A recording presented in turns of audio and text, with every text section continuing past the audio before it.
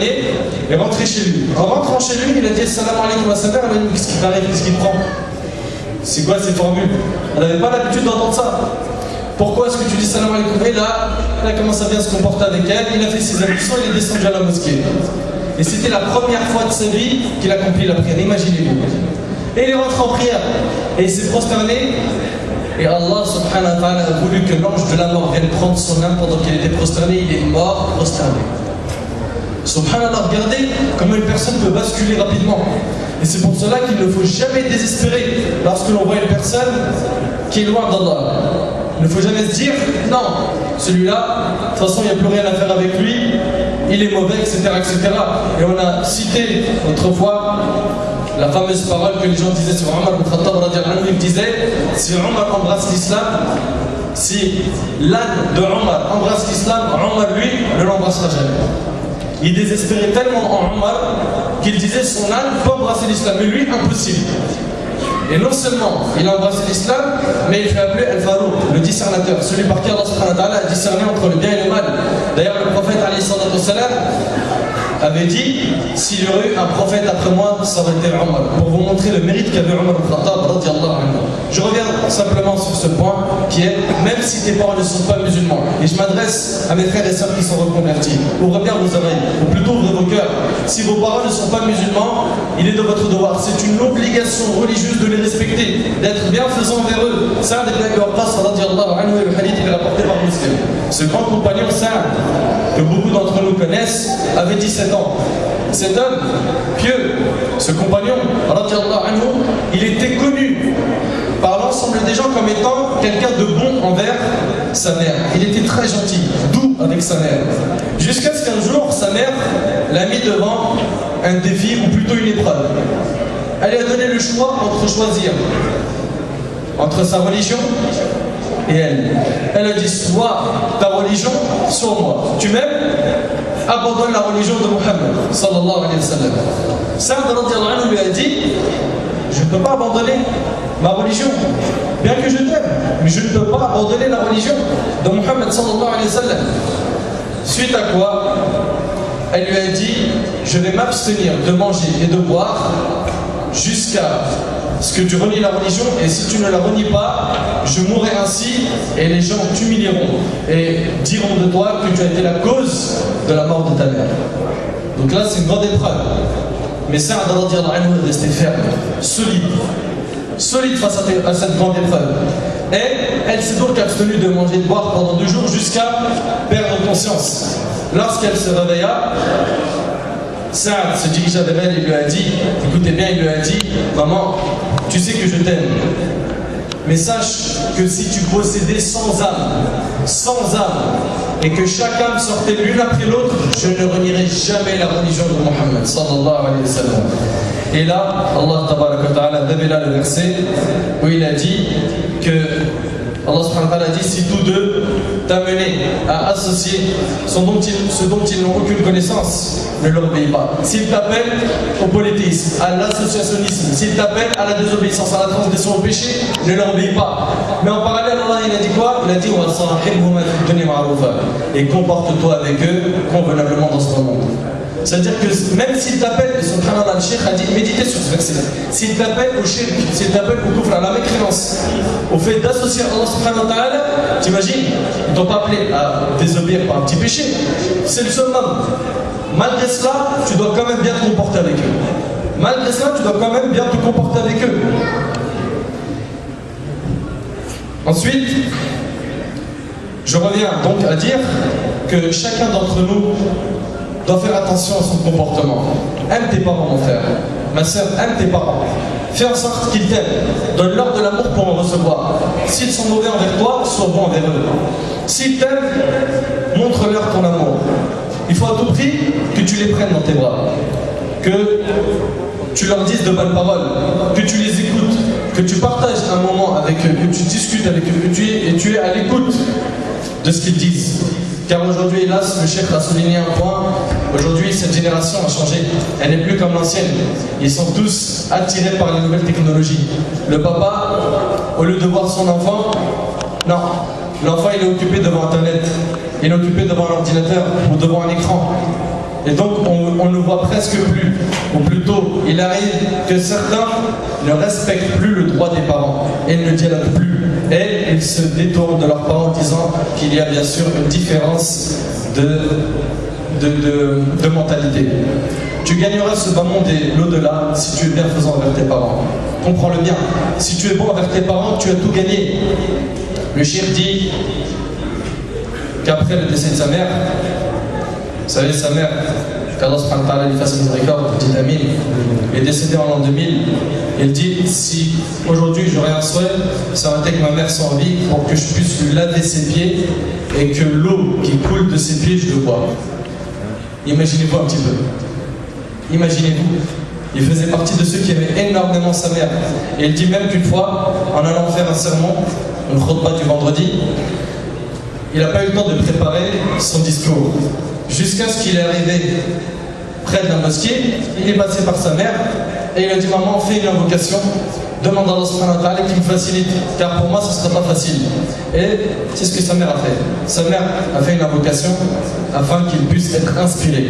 Et jusqu'à ce qu'il s'est assis sur le minbar pour commencer le prêche, lorsque le muezzin a fait l'adhan, il n'avait pas encore le thème qu'il allait traiter. Et il dit, après l'adhan, immédiatement, il a vu directement un titre et un plan, et les hadiths, et les preuves, tout s'est clarifié dans sa tête, et il dit, bien sûr, que sa mère a été une grande cause dans sa réussite, et il ne cesse de remercier sa mère. Ensuite, il nous a raconté plusieurs histoires parmi les histoires des pieux prédécesseurs. Abu Huraira, le hadith, il est rapporté par l'imam Muslim, était un homme qui a embrassé l'islam 4 ans seulement avant la mort du prophète alayhi salatu wassalam. Imaginez-vous, 4 ans avant la mort du prophète alayhi salatu wassalam, il a embrassé l'islam. Donc, on peut dire qu'il est monté tard dans le train. Mais malgré cela, il a rattrapé le retard et il est devenu celui qui a rapporté le plus de paroles du prophète alayhi salatu wassalam. Alors qu'il n'a connu le prophète alayhi salatu wassalam que 4 ans, contrairement à d'autres qui l'ont connu depuis des dizaines d'années, voire plus. Et cet homme, Abu Huraira, ce grand compagnon, dit qu'il appelait sa mère à l'islam. Il a appelé plusieurs fois à l'islam jusqu'à ce qu'un jour, elle a dit une mauvaise parole sur le prophète alayhi salatu wassalam. Ça lui a déplu, il en fut triste, il s'est dirigé vers le prophète alayhi salatu wassalam pour trouver un soulagement. Et il a dit, ô messager d'Allah, j'ai appelé ma mère à l'islam à plusieurs reprises jusqu'à ce qu'elle m'ait fait entendre une parole sur toi qui m'a déplu. Invoque Allah subhanahu wa ta'ala afin qu'il guide ma mère. Il n'a pas désespéré dans sa mère. Il ne s'est pas dit, ça y est, on a trop fait d'efforts, on abandonne, on arrête, c'est terminé, c'est fini. Non, il a continué, alors que sa mère a été dure avec lui, alors que sa mère n'aimait pas la religion et elle a mal parlé du prophète alayhi salatu wassalam. Et donc le prophète alayhi salatu wassalam a levé les mains et a invoqué Allah subhanahu wa ta'ala. Et il a demandé, Ya Allah, guide la mère d'Abu Huraira. En rentrant chez lui, il a entendu le bruit d'un robinet. Sa mère venait de finir ses ablutions, subhanallah. Elle a ouvert la porte, couverte d'un hijab, d'un voile, et elle a dit, Ya Abu Huraira, ashhadu an la ilaha illallah wa ashhadu anna Muhammadan rasulullah. Subhanallah, il a patienté, il a fait les causes, et à la fin, il a eu ce qu'il voulait. Avons-nous patienté avec nos parents? Avons-nous fait les causes avec nos parents? Certes, tu peux être pressé, mais il faut à tout prix que tu patientes. Suite à cette bonne nouvelle, il est parti voir le prophète alayhi salatu wassalam et il en demanda plus. Il lui a dit, ô messager d'Allah, invoque Allah afin que les croyants m'aiment moi et ma mère. Et le prophète alayhi salatu wassalam en fait ainsi. Et le prophète alayhi salatu wassalam, après sa dua, les gens aimaient Abu Huraira et sa mère. Ensuite, il nous a raconté l'histoire de Haritha ibn al-Nu'man radiyallahu anhu. Cet homme dit que depuis qu'il s'est reconverti à l'islam, il dit, c'est moi-même qui donnais à manger, c'est moi-même qui mettais la nourriture dans la bouche de ma mère, je refusais qu'elle la touche avec ses mains. Tellement il était bon et bienfaisant envers sa mère, il voulait lui-même la servir. Il ne voulait pas qu'elle se fatigue. Vous imaginez un petit peu le degré de bienfaisance envers les parents. Et l'imam Ahmad rahimahullah a rapporté que le prophète alayhi salatu wassalam raconte un de ses rêves, en disant, je me suis vu au paradis et au paradis j'ai entendu le bruit d'une personne qui récitait le Coran. Imaginez-vous, dans le Coran, une personne qui récite le Coran. Imaginez-vous, au paradis, une personne qui récite le Coran. Alors il demanda à Jibril, l'ange Gabriel alayhi salam, qui est cette personne? Il lui a dit, c'est Haritha ibn Nu'man, et c'est par la bienfaisance qu'il a atteint ce degré. Et Aïcha radhiyallahu anha rapporte que Haritha ibn Nu'man faisait partie des meilleurs envers sa mère. Vous imaginez un petit peu. Et Ibn Umar radhiyallahu anhu, an jami' as-sahaba, ce noble compagnon, un jour il était debout à côté de la Kaaba. Et un homme est venu le voir et il lui a dit, oh Ibn Umar, j'ai porté ma mère pendant le Hajj. Imaginez-vous, il faisait tawaf, il tournait autour de la Kaaba, sa mère sur ses épaules. Il lui a dit, je suis en train de faire le Hajj avec ma mère sur mes épaules. Est-ce que de cette manière j'ai remboursé le bien qu'elle a fait pour moi? Il lui a dit, tu ne lui as même pas remboursé ne serait-ce qu'une seule contraction de celle de l'accouchement. Tu ne lui as pas remboursé ne serait-ce qu'une contraction de celle de l'accouchement. Omar radhiyallahu anhu, pareil, le père d'Abdullah ibn Omar, il a dit, Omar radhiyallahu anhu, un homme est venu le voir, il a dit, ma mère ne peut pas faire ses besoins de par son âge.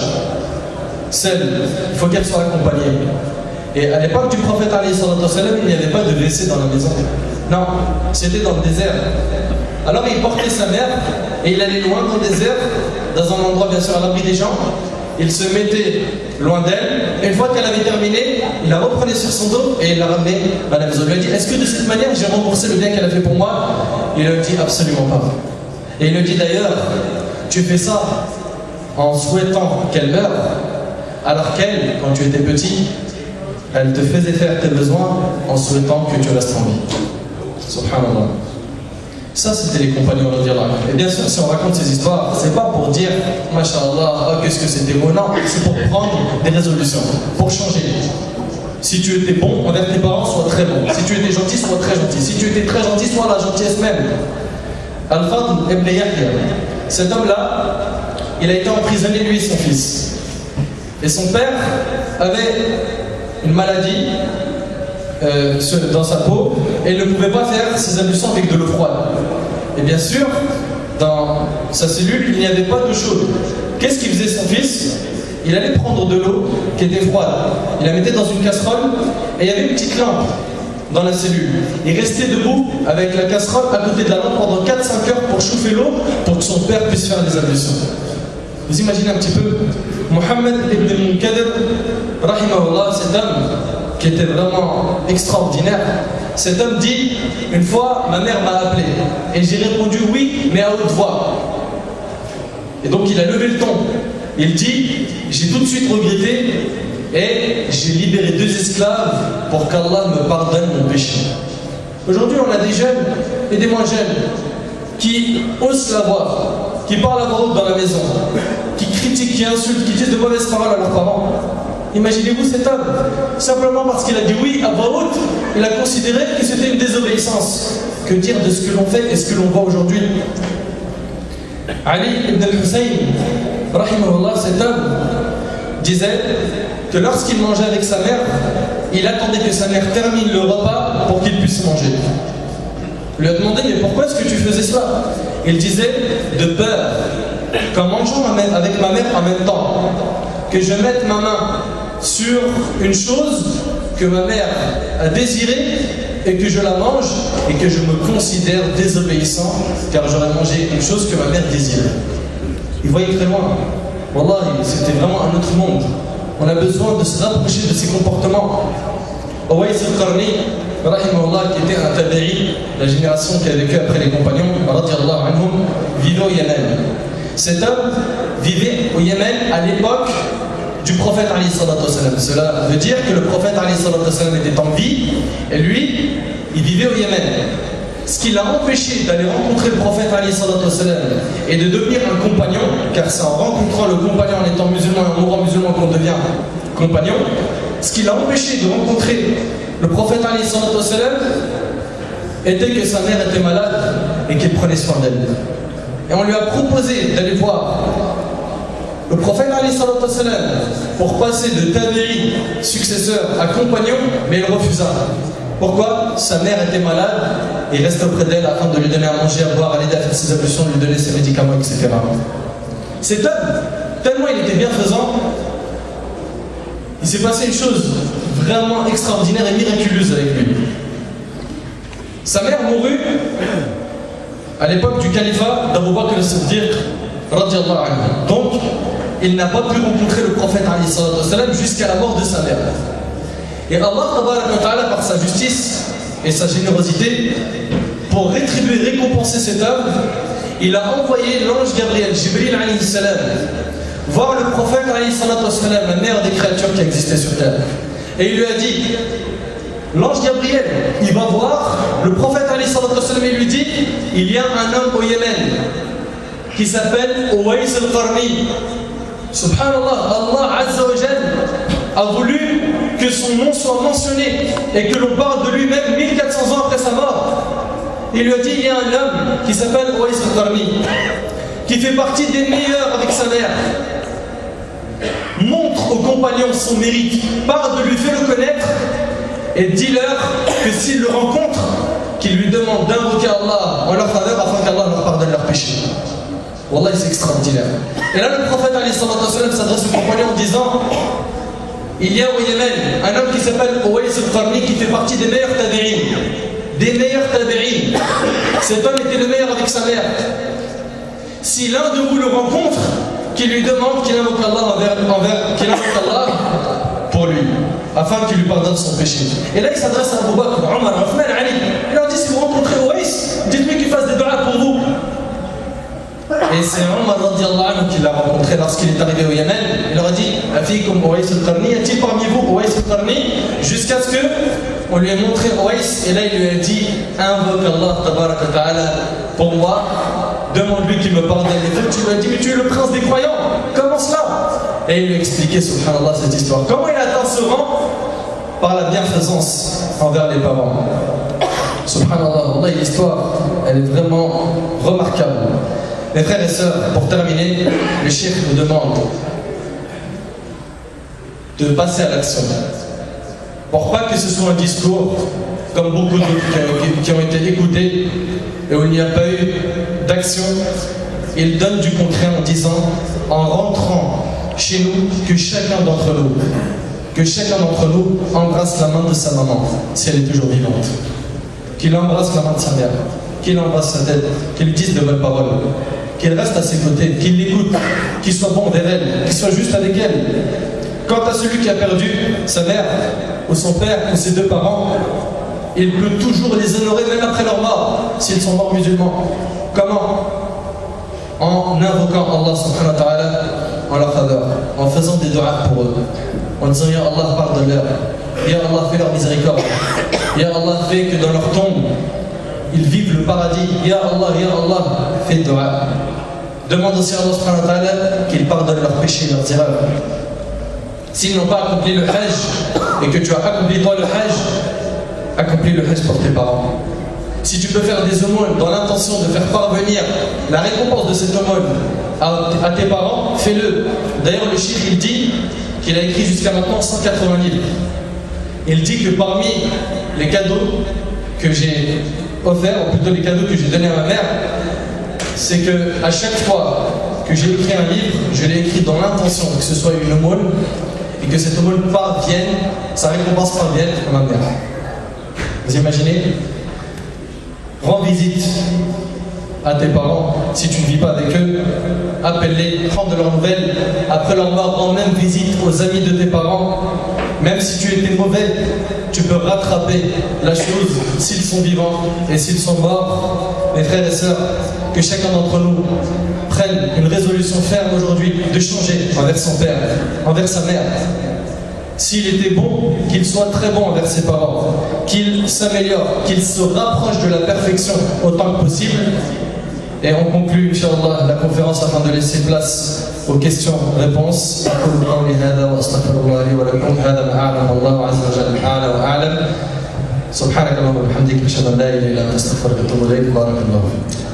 ان شاء الله بس قبل ان ننصرف ما ننساش حاجتين وهنزود يعني كان في حاجه وزود حاجه ثانيه. تقبيل الايد للاب والام واللي والده ووالدته موجودين في بلدهم يتصل يسلم عليهم ويقبل ايديهم ان شاء الله حتى في السماعه بتاع التليفون. وهديه بقى، هديه بسيطه كده للاب والام، وانتوا راجعين كده هات وردايه ان شاء الله، حتى تقطفها من جنينه وانت ماشي، خش على امك وابوك وتجيبوا الورده دي هديه. الحاجه الثانيه ان شاء الله غدا نهايه المؤتمر ان شاء الله هو في محاضره هنا هتبقى الساعه 1 الظهر الشباب، والمحاضره نهايه المؤتمر بكره ان شاء الله برضه بعد صلاه العشاء ان شاء الله. اتمنى نشوفكم ونسلم عليكم، وهسافر 5 ايام لايطاليا، وهرجع لكم ان شاء الله في المؤتمر الثاني اللي هيكون موجود يوم السبت اللي جاي ويوم الاثنين اللي جاي. يبقى في محاضره يوم السبت والمحاضره يوم الاثنين، وهنصرف عائدين ان شاء الله. النهارده بس استاذن اخواني واحبابي تاذنوا لي بالانصراف، النهارده متعب جدا والله طول النهار في مشاوير، وغدا ان شاء الله نلتقي ونقعد مع بعض بعد الدرس ان شاء الله، وكل عام وانتم بخير، والسلام عليكم ورحمه الله.